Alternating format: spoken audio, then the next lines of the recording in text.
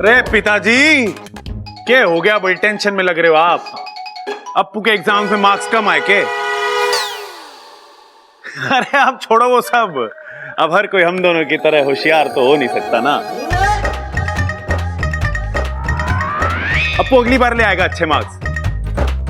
अरे छोरे, यो सन्नाटा एग्जाम के रिजल्ट का ना है, यो सन्नाटा तो हम तो कुछ ना। दादी आपने बुलाया? हाँ छोरी, आ बैठ मारे पास। बोलिए। तू एक मारा काम करेगी? हाँ बोलिए दादी। ममता को शादी के लिए राजी करवाना है। अरे दादी क्या बात कर रही हो? मेरे होते हुए ममता की दूसरी शादी करवाओगी आप? अरे चुप कर। ममता की शादी किसी और के साथ ना हो रही है, थारे साथ ही हो रही है। अरे लेकिन दादी, जहां तक मुझे याद है इन दोनों की शादी तो पहले हो चुकी है। ओए ओए ओए ओए ओए ओए ओए ओए ओए ओए ओए ओए, तुझे याद है? हम सब तो भूल गए। लाल किताब मंगवा दूं सबके लिए? एक साथ मंगाने में डिस्काउंट भी अच्छा मिलेगा। डिस्काउंट? डिस्काउंट मिलेगा? 10%, पिताजी 20%, पिताजी 20%। अरे पिताजी सुन तो लीजिए। दादी कुछ कह रही है, सुन तो लो। देख छोरी, मैं ममता को अच्छी तरीके से जानू हूँ। वो बहुत ही जिद्दी छोरी है। एक बार उसने मन में ठान ली कि इस घर में ना रहेगी तो मतलब ना रहेगी। उसे इस घर में रोकने के लिए मैंने शादी वाली तरकीब सोची है। दादी तरकीब तो बहुत अच्छी है, लेकिन मेरा मतलब है घर में आप सब बड़ों के होते हुए दीदी को मैं कैसे? ममता तेरी हर बात मानती है, तुझे ना कहेगी। लेकिन दादी। अब लेकिन कुछ नहीं। जब तक तू ममता से हाँ न कहलवा देती, तू इस घर के बाहर जावेगी नहीं। हे नागोमी देव, ये कैसा धर्म संकट है? मुझे नागमणि पहुंचाने जाना है और दादी ने मुझे यहाँ। ए छोरी, क्या सोच रही है? अब तू ही है जो प्रबल ममता की शादी बचा सकती है। बच्चा? अरे दादी, बच्चा ना भी होगा ना तो भी कोई टेंशन ना है। अपना अप्पू 10 बच्चों के बराबर है। अरे माँ, तू एक काम कर, ममता को जाने दे। वो इसके लिए सबसे बड़ी सजा होगी। अरे खड़क अंकल, ऐसा मत बोलिए। इनका रिश्ता सलामत था और हमेशा सलामत रहेगा। दादी, मैं पूरी कोशिश करूंगी ममता दीदी को मनाने की। बस तूने हाँ कर दी, मैंने तसल्ली हो गई। ममता दीदी, मैं आपके लिए एक बहुत अच्छा रिश्ता लेकर आई हूँ। किसका? प्रबल भैया है ना। मुझे उस लफंगे के बारे में कुछ भी नहीं सुनना। वो लफंगे नहीं है भाभी। भाभी? मैं किसी की भाभी वाभी नहीं हूँ। इनका मतलब है होने वाली भाभी। प्रबल भैया है ना, वो आपसे शादी करना चाहते हैं। शादी? और उससे? कभी नहीं। क्यों ममता दीदी? प्रबल भैया बहुत अच्छे इंसान है, बहुत शरीफ है और औरतों की बहुत इज्जत भी करते हैं। वो मैंने देख लिया है। अरे दीदी, मैंने कहा ना, वो सब तो भूली बातें याद दिलाने के लिए किया। मेरा यकीन मानिए, वो प्यार आपसे बहुत करते हैं। मुझे कुछ नहीं सुनना। खड़े क्या हो? मदद करने आए हो ना? हाँ। तो कुछ बोलो ना। देखिए, आपके लिए प्रबल भैया से बढ़कर कोई हो ही नहीं सकता। आप चाहे तो परख के देख लीजिए। ठीक है, फिर मेरे कुछ सवालों के जवाब दीजिए। हाँ हाँ, बोलिए ना, बोलिए। कितने पढ़े लिखे हैं आपके भाई?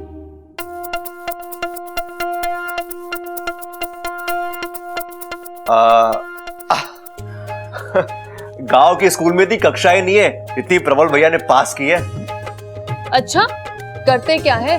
पहलवानी करते हैं। पूरे रोहतक में उनकी बराबरी करने वाला पहलवान है ही नहीं है। कोई बुरी आदत? नहीं, कोई बुरी आदत नहीं। नहीं कैसे? एक बुरी आदत तो है ना। क्या? सामने वाला करे या ना करे, लेकिन वो सबसे प्यार करते हैं। ये हमारे खून में है। काम के लिए वो करे। हाँ दीदी। कोई पसंद ना पसंद? क्या फर्क पड़ता है, एक बार शादी हो जाने दो, सब आपके पसंद से ही चलेगा। हाँ दीदी, लड़का बहुत अच्छा है, घर और घर के लोग वो भी बहुत अच्छे हैं, ना करने की कोई वजह ही नहीं है। वही तो मैं कह रहा हूँ। है ना दीदी? तो रिश्ता पक्का? नहीं, मुझे उससे शादी नहीं करनी। क्यों? लड़का अच्छा है पर भरोसे के लायक नहीं है। क्यों दीदी? आज ताऊ में आकर मेरे हाथ गोद दिए, शादी के बाद मेरा पूरा शरीर गोद देगा। मेरा फैसला अटल है, मुझे उससे शादी नहीं करनी।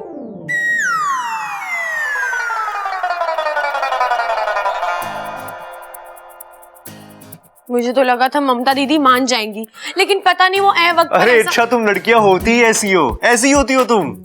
मैं नारियल को बिना फोड़े बोल सकता हूँ उसमें कितना पानी है। मैं भैंस को देखकर बोल सकता हूँ वो कितना दूध देगी। मुर्गी को देखकर बोल सकता हूँ वो अंडा कब देगी।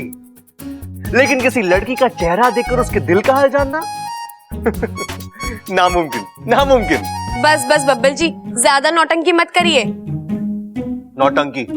नौटंकी मैं नहीं, तुम लोग करते हो यार। चेहरे में कुछ और होता है, दिल में कुछ और होता है, और जुबान पे कुछ और ही होता है। अरे जो दिल में है वो बोल दो ना, तुम भी खुश, सामने वाला भी खुश। आपको कैसे पता हमारे दिल में क्या होता है? लड़का हूं मैं, अच्छा। किताबें पढ़ने से पहले आंखें पढ़ना सीखा है मैंने।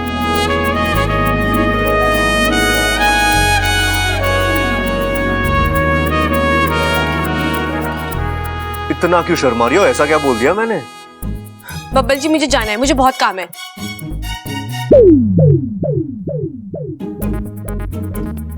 मुझसे भी जरूरी काम है तुम्हारी लाइफ में? हाँ।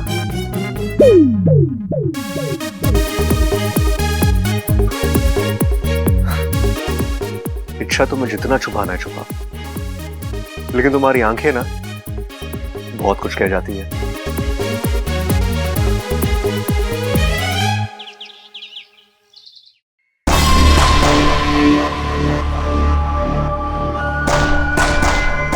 इस खड़क ने बीच में आके मेरे पूरे इरादों पर पानी फेर दिया। अगर वो बीच में नहीं आया होता तो अब तक मैं नाकिस्तान पहुंच गई होती।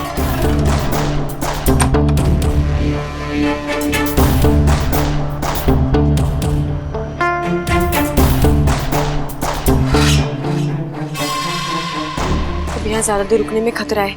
किसी ने इस मनी को देख लिया या किसी गलत हाथ में पड़ गया तो? नहीं नहीं नहीं, मुझे जल्द से जल्द इस मनी को नागिस्तान पहुंचाना पड़ेगा। इस जिम्मेदारी को साथ लेकर यहाँ नहीं रुक सकती।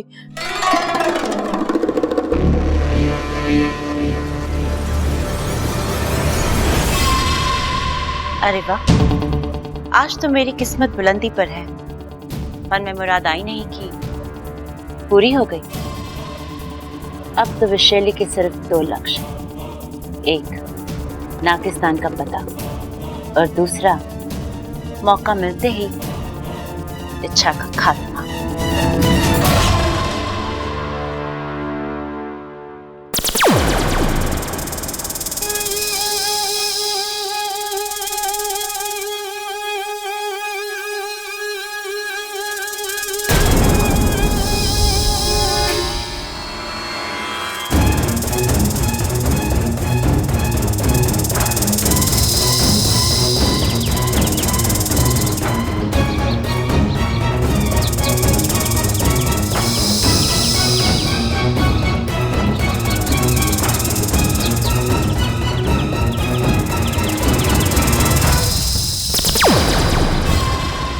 लगता है नागिस्तान यही कहीं आसपास।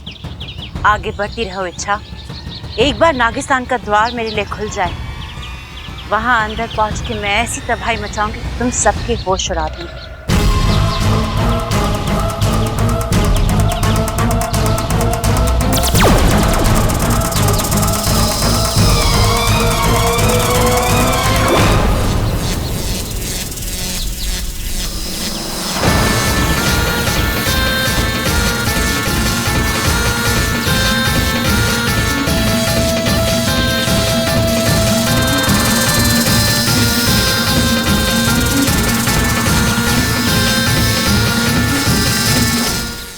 कौन हो तुम और किस देश से आई हो?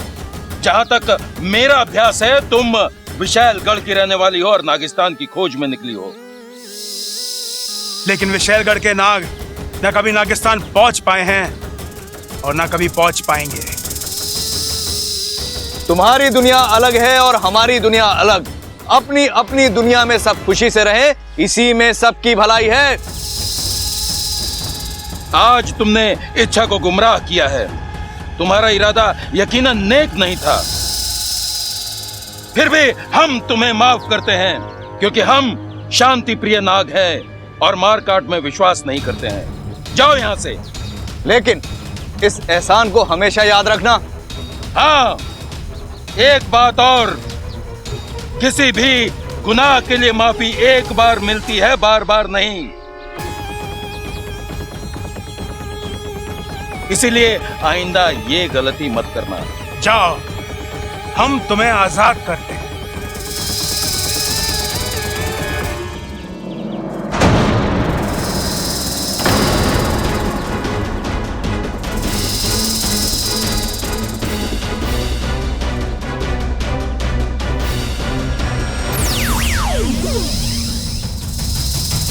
मुखिया जी सावधान।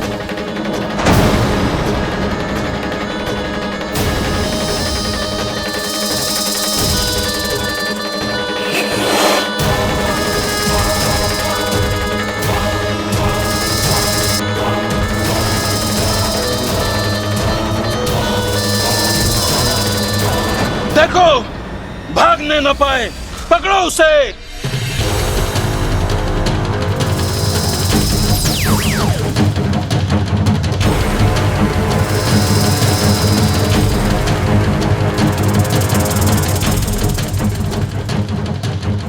कहाँ गई वो? एक पल में गायब हो गई। जरूर उसने अपनी शक्ति का प्रयोग किया होगा। कहाँ गई वो? पता नहीं मुखिया जी, कहीं गायब हो गई। इच्छा बेटी तू ठीक तो है ना? जी। इच्छा, आज तुमने मेरी जान बचाकर जो मुझ पे एहसान किया है। मुखिया जी, आप कैसी बातें कर रहे हैं? नागिस्तान के हर संस्कार मैंने आपसे सीखे हैं। मैं आपकी बेटी जैसी हूँ और बेटी कभी अपने पिता पर एहसान नहीं करती। परंतु तुम प्रशंसा के काबिल तो हो ही। अच्छा किया जो तुमने हमें पहले से ही आगाह कर दिया था। अगर आज विशालगढ़ की वो नागिन नागिस्तान पहुंच जाती तो कयामत ही आ जाती। असल में तो मुझे शक तब भी हो गया था जब वो नाग मुझे मणि देने आया था, और मुझे यकीन था कि नागमणि जैसे बड़ी बात आप मुझसे छिपा ही नहीं सकते। इसलिए मैंने वाकु के जरिए माँ से बात की। और माँ ने तुमसे कहा होगा कि ऐसी कोई नागमणि कभी चोरी नहीं हुई थी।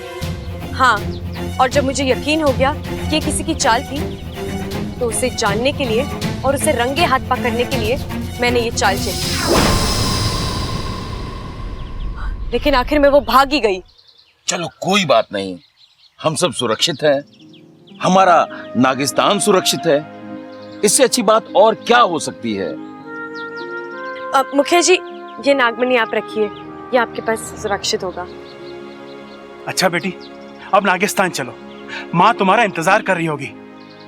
नहीं पिताजी, मुझे घर जाना है, वहाँ सब मेरा इंतजार कर रहे होंगे। और वैसे भी वहाँ अखाड़े में हर रोज नए बखेड़े होते रहते हैं। चलती हूँ। अच्छा बेटा।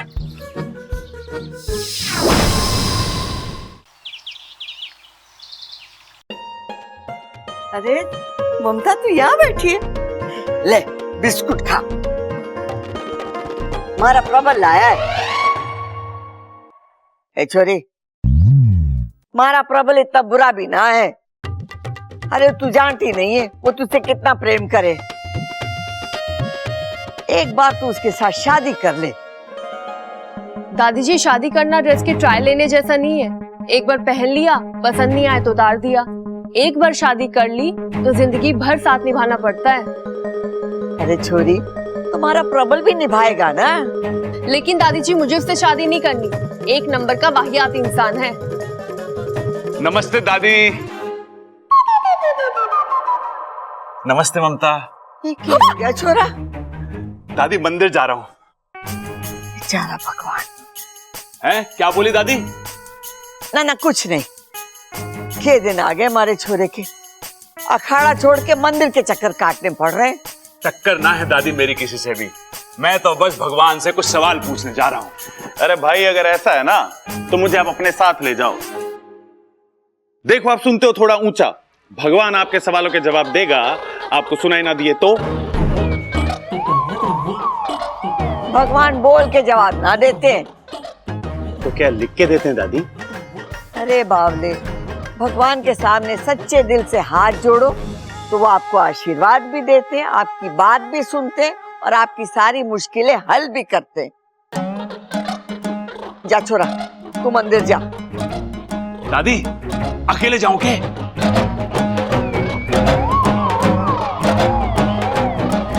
तू आँख क्यों मार रहा है? दादी मैंने बोला था ना, एक नंबर का लफंगा है ये। अरे नाना भाभी, भाई आंख ना मार रहे, भाई की आंख में तो कचरा पड़ा है, कचरा। अरे कचरा कहाँ पड़ा है मेरी आंख में? अरे कचरा पड़ा है, मैं कह रहा हूँ कचरा पड़ा है। अरे कचरा कहाँ पड़ा है मेरी आंख में? देख। कचरा मत करो, मैं कह रहा हूँ कचरा पड़ा है तो कचरा पड़ा है। अरे कचरा ना है, देख। अगर कचरा ना... अरे भैया आपको आंख दिखाने की जरूरत नहीं है, वो तो बस अरे अब यो भी आंख मारने लग गया। अरे आपकी भले के लिए आंख मार रहे। अरे भले के लिए थोड़ी ना कोई आंख मारता है। तो आप क्यों मार रहे थे? अरे मैं भी भूल गया। ममता, मैं क्यों आंख मार रहा था? मुझसे क्या पूछ रहे हो? ए छोरी, तू भी आंख मार रही है? हे भगवान, लगता है ये आंख मारना भी छूत की बीमारी है। तू ये सब सोचना छोड़ दे और जो मैं कहती हूँ वो तू सुन। तू प्रबल के साथ मंदिर चली जा, राम जी सब जानते हैं, जो तेरे मन में है वो भी और जो तेरी किस्मत में है वो भी। जा छोरा, मंदिर जा। चल चल, ममता के साथ मंदिर हो या।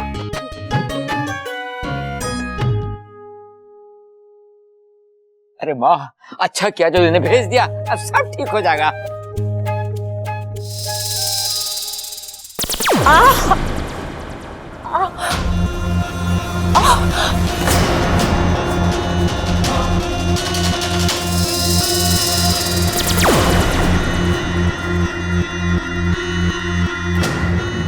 अरे अरे रे विशैली, लगता है आपको तो बहुत दर्द हो रहा है। मेरे पास विशैलगढ़ की खास दवा है, लगा दूं, आराम आ जाएगा। नहीं, इस घाव को खुला ही रहने दो। ऐसे तो ये घाव नासूर बन जाएगा, दर्द बढ़ जाएगा। अच्छा है, जितना दर्द बढ़ेगा, इच्छा से बदला लेने की चाहत मेरी उतनी ही बढ़ेगी। इतना बड़ा खेल, इसकी कीमत तो उसे चुकानी ही होगी। इच्छा अपना दाव लगा चुकी है, अब मैं अपना दाव लगाऊंगी। और जब विशैली अपना दाव लगाती है, ना इच्छा रहेगी ना उसका घमंड। आप क्या करने वाली हो? मैं कुछ नहीं करूंगी, अब जो कुछ करेगा बुद्धिराज करेगा। बुद्धिराज? हाँ, बुद्धिराज।